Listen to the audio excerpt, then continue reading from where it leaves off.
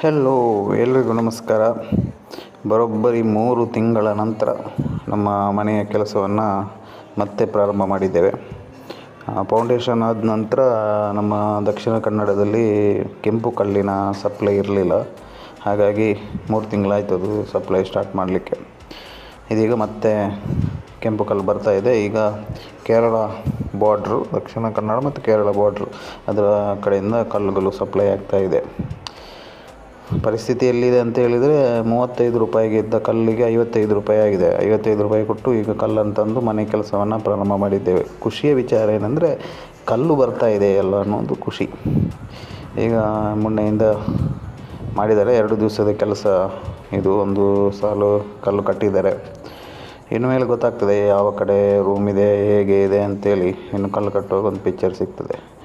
ಮುಂದಿನ ವೀಡಿಯೋದಲ್ಲಿ ಅದರ ಅಪ್ಡೇಟನ್ನು ಕೊಡ್ತಾ ಹೋಗ್ತೇನೆ.